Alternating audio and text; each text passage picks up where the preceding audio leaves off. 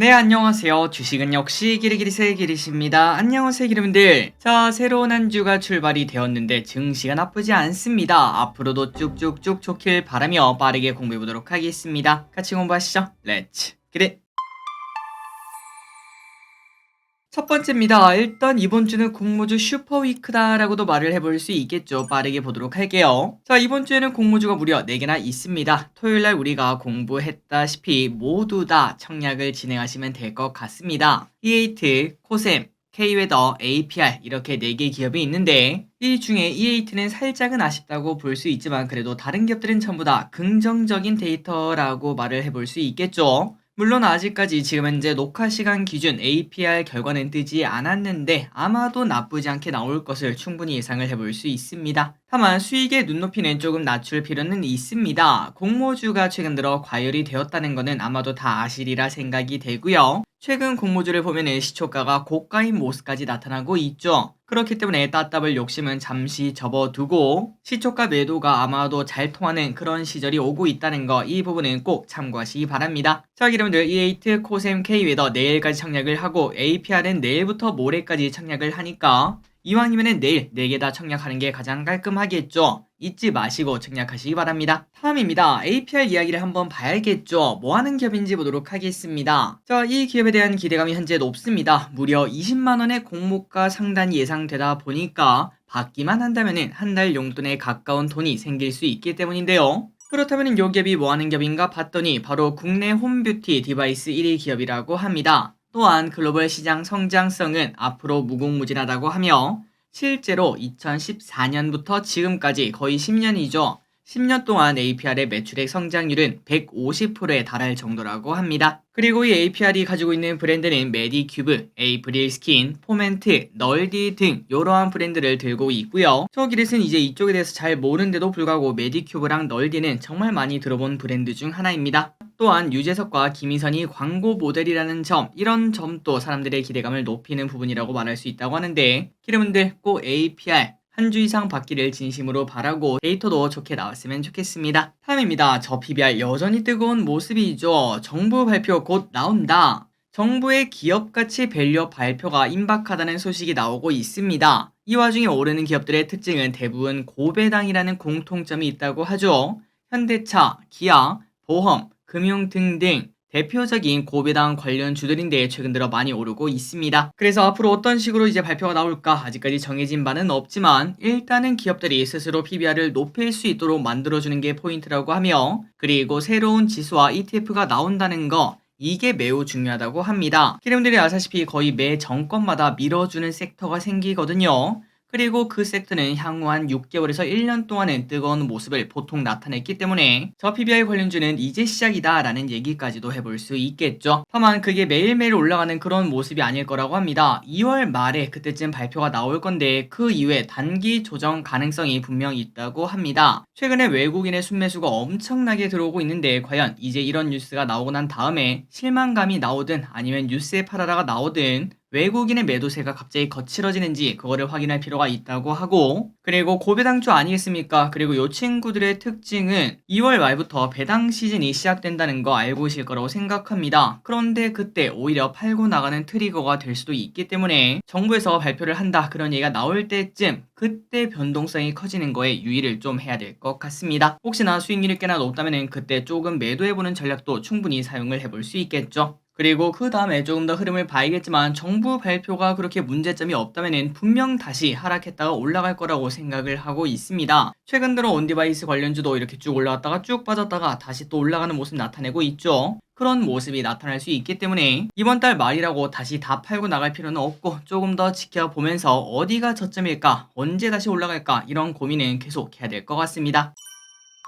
다음입니다. 3일 만에 2배 급등한 주식이 있다. 어디 뭐 잡주 아니냐 라고 말을 해보고 싶지만 그런데 ARM은 절대 잡주가 아니죠. 영국 반도체 설계 기업이자 손정희의 마지막 희망인 ARM, 요 친구가 실적 발표 후 단 3일 만에 2배나 올랐다고 합니다. 그리고 ARM의 CEO는 지금 AI 시대가 가장 큰 기회이며 이제 시작이다 라고 말을 하면서 기대감을 더 키우고 있고요. 그리고 왼쪽에 보다시피 거래량이 폭발적으로 증가하면서 급등하는 걸 봤을 때 지금 현재 투자자들은 제2의 엔비디아를 찾는데 급급한 것으로 보인다고 합니다. 다만 서학기분들은 참고하시기 바랍니다. 다음 달에 여기도 보호 예수가 풀린다고 하는데 혹시나 그 물량이 주가에 영향을 줄지도 조금 볼 필요가 있겠습니다. 어쨌든 이렇게 ARM이 급등하는 모습을 나타내자 반도체에 대한 분위기가 계속적으로 좋아지고 있습니다. 다음입니다. 요것도 오늘 우리나라 반도체 기업들이 좋게 만들어준 이유 중 하나겠죠. 올트먼 9천조 내놔. 샘 올트먼이 전 세계 반도체 업계를 재편하겠다라는 계획을 꺼냈습니다. 아주 엄청난 사람이 되어가는 중인데요.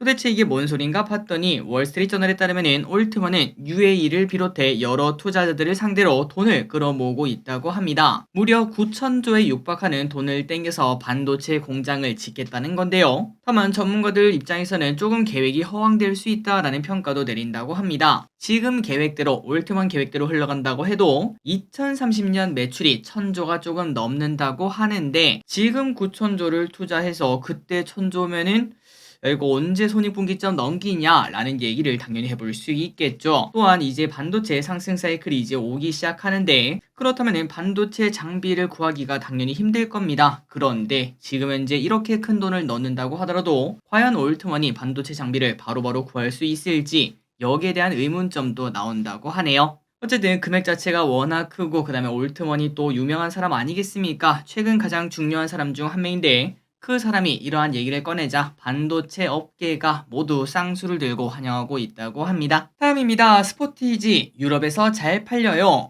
확실히 유럽은 조금은 소형에 가까운 차량이 잘 팔리는 듯 합니다. 준중형 SUV 스포티지가 작년에 유럽에서 최다 판매를 기록했다는 소식. 무려 15만 대나 유럽에서 팔렸다고 합니다. 이는 전년비 11%나 늘어난 모습이라 당연히 잘 팔리고 있다라고 말을 해볼 수 있고요. 특히 여기서도 하이브리드가 전체 판매량의 50%가 넘는 잘 팔리는 모습을 보여준다고 하네요. 참고로 유럽에서 파는 스포티지는 우리나라에서 만든 게 아닙니다. 슬로바키아 공장에서 생산이 되고 있다고 하며 그리고 올해도 하이브리드를 중심으로 판매 호조가 예상된다고 합니다. 기아차 최근 들어 너무 잘 나가고 있는데 더 잘 나갔으면 좋겠습니다. 다음입니다. 오랜만에 재건주의 질주. 자, 우리가 지난주 금요일날 이미 공부를 했었죠. 이스라엘 휴전 이야기가 나왔고 푸틴의 합의 도달 이야기가 나왔다는 거 바로 공부를 했는데 바로 이렇게 반응이 오는 모습입니다. 특히 왼쪽에 보다시피 3부 토건 거터양이 확실하게 터졌기 때문에 조금 더 지켜볼 필요가 있을 듯 합니다. 하지만 매번 말씀드렸다시피 아직까지 정해진 바는 없고 언제 전쟁이 끝날지 모르기에 큰 투자를 하기에는 당연히 어려움이 있다고 생각됩니다. 그렇기 때문에 제가 생각했을 때는 큰 돈으로 투자하기는 조금은 어렵다. 물론 이제 투자자들 성향에 따라 어떤 식으로 투자하냐에 따라 전략이 좀 바뀌긴 하겠지만 개인적으로 그냥 잘 지켜보는 것만 하더라도 공부가 된다고 봅니다. 그렇기 때문에 혹시나 투자를 하지 않더라도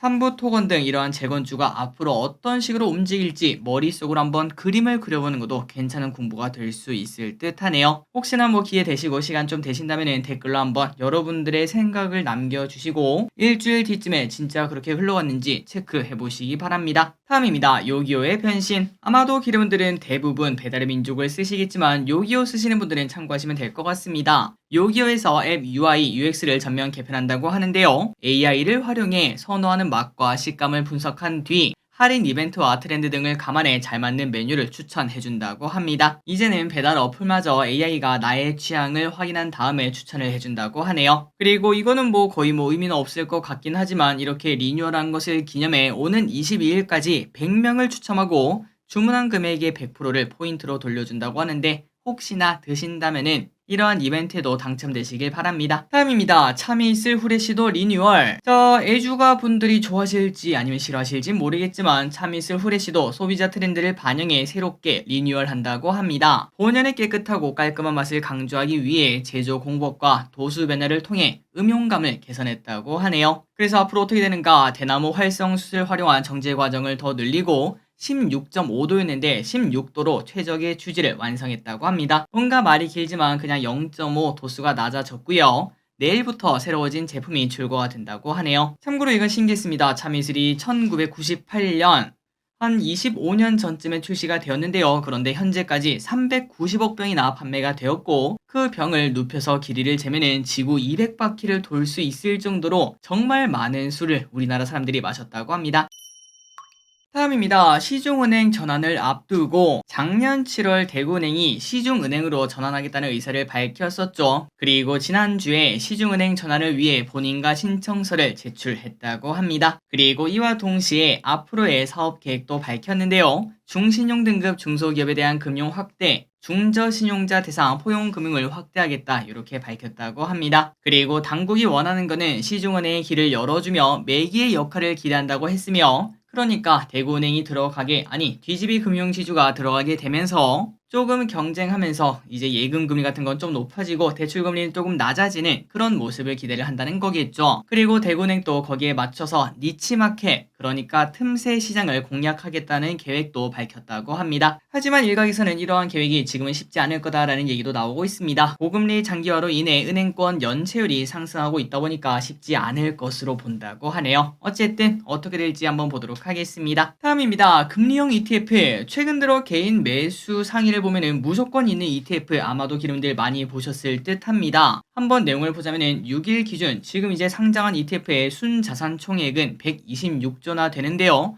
그런데 이 중에 금리형 ETF 9종이 차지하는 비중이 무려 20%에 육박한다고 합니다. 이 정도면 정말 큰 돈이 몰려있는 거라고도 말을 해볼 수 있는데 그런데 이런 흐름은 얼마 되지 않았습니다. 2년 전만 하더라도 이 정도 규모가 절대 아니었으며 상장한 ETF도 단 한 개밖에 없었다고 합니다. 하지만 국제적 긴장감이 올라가며 안정적으로 자금을 보관하기 위한 수요가 올라오자 이렇게 금리형 ETF들이 늘어나게 되었고 이것들의 장점은 바로 이거죠. 예금만큼 안정적인데 수익률도 있으며 언제든 사고 팔 수 있다 보니까 시장에서 관심이 쏠릴 수밖에 없었다고 합니다. 그리고 전문가들의 시각에 따르면 어떤 금융 ETF를 고를까 거의 뭐 비슷해 보여서 아무거나 사도 되나 라는 생각을 해볼 수 있지만 주식형과 다르게 호가 등락률과 보수율을 체크를 하라고 합니다. 운용 능력은 사실상 의미가 없기 때문에 발생하는 비용을 줄이는 게 수익률에 가장 큰 영향으로 작용하기 때문이겠죠. 자, 참고로 금리 액티브 ETF라는 건 이런 걸 말을 합니다. 코덱스 CD 금리 액티브 ETF 차트를 딱 보다시피 하루하루 매일매일 조금씩 올라가는 걸 확인할 수 있고 초기리시 보니까 보통 하루에 0.01% 혹은 0.02% 이렇게 올라가더라고요. 그래서 그거를 그냥 단순 계산해서 365를 곱해보면은 한 3%가 넘는 수익률 아니겠습니까? 딱 예금을 넣어놓는다 그런 느낌도 나고 그 다음에 이게 또 중요한 게 이걸 바로 매도하고 주식을 살 수 있다 보니까 파킹 통장처럼 충분히 사용할 수 있다고 합니다. 그러다 보니까 최근 들어 뭐 전쟁 분위기도 좀 있고 사실 뭐 경기 침체가 오니 많이 그런 얘기도 있지 않겠습니까? 그리고 혹자는 지금은 충분히 과열된 시장이다. 곧 폭락장이 올 것 이렇게도 얘기하다 보니까 이쪽으로 돈을 넣는 사람들이 갈수록 늘어나는 모습이 나타난다고 합니다. 자, 개인적으로 언제가 될지 모르겠지만 증시 하락장 분명 올 겁니다. 오름이 있으면 내림이 있겠죠. 그때가 되면은 인버스나 그런 친구들도 좋겠지만 빠르게 주식을 매도하고 이러한 ETF를 하나 사서 그 태풍이 지나가기를 기다리는 그런 방법도 충분히 사용해 볼 수 있을 것으로 저는 생각하고 있습니다. 어쨌든 이런 것도 있다는 거 체크하시기 바랍니다. 다음입니다. 진짜 적금도 한번 얘기를 해봐야겠죠. 연말이면 금리가 인하가 될 수 있다는 이야기가 솔솔 나오면서 고금리 적금 상품도 관심이 높아질 수밖에 없습니다. 그래서 어떤 상품이 요즘 인기인가 봤더니 일단 우리은행의 우리 퍼스트 적금은 연 7% 이자로 완판이 되었는데 기본 4%의 직전 1년간 우리은행 예적금을 보유하지 않았다면 바로 3%의 우대금리를 받을 수 있었다고 합니다. 이렇게 쉽다 보니까 완판이 순식간에 되었다고 하고요. 그리고 기업은행 같은 경우는 전기 사용량 감소에 따라 연 7% 금리를 제공하는 IBK 탄소 제로 적금도 출시했다고 합니다. 또한 신한은행은 임신, 난임, 출산 등을 위한 최대 연 9% 패밀리 적금을 판매하고 있으며 부산은행 이게 좀 특이하더라고요. 8.9%의 금리를 보장하는 너만 솔로 적금을 운영하고 있다고 합니다. 뭔가 이름이 조금 킹받긴 한데 그런데 우대금리를 받으면 뭐 해야 되는가 봤더니 바로 결혼한 사람, 결혼을 한 사람이라면 기본 3.9%에서 5%의 우대금리를 보장받을 수 있다고 하네요. 물론 이거 말고도 다른 적금이 많습니다. 혹시나 적금이 관심이 있다면 그냥 눈에 보이는 거 하지 말고 이것저것 찾아보면서 혹시나 내가 우대금리를 받을 수 있는지 그런 것들도 확인해 보시면 좋을 것 같습니다. 다음입니다. MSCI 리뷰. MSCI의 한국 지수 구성 종목이 발표가 되었는데요. 신규 편입 종목은 2개가 편입이 되었으나 편출은 예상보다 많은 5개나 편출이 되었다고 합니다. 그래서 편입이 누가 되었나 에코프로 머티리얼즈, 한진칼이 편입이 되었고 호텔신라, 펄어비스, FNF, 현대미포조선, JIP엔터 이렇게 5개가 편출되었다고 합니다. 참고로 에코프로 머티리얼즈 같은 경우는 시가총액 변동으로 인해 편입 가능성이 낮다라는 분석이 나왔던 거 우리가 지난번에 공부를 했었습니다. 그래서 저 기릿은 이번에 안 되고 다음에 되겠구나 라고 생각을 했는데, 그런데 깜짝 서프라이즈 편입이 나타나며 오늘 주가는 오히려 20%나 급등하는 모습을 나타내고 있죠. 그래서 이런 걸 봤을 때 결국은 증권사의 뷰도 다 믿을 건 안 된다라는 걸 한 번 더 느낄 수 있고, 그렇다고 증권사를 불신하자라는 의미는 아닙니다. 누구의 시각이든, 증권사의 시각이든, 어떤 전문가의 시각이든, 아니면 저 기릿을 비롯한 유튜브의 시각이든, 혹은 내 직장 동료, 내 친구의 시각 전부 다 틀릴 가능성이 있다는 거, 하물며 내 생각마저 틀릴 수 있다는 거 잊지 마시고 항상 주식 투자 조심스럽게 해야 된다는 거 잊지 마시기 바랍니다. 절대는 없습니다.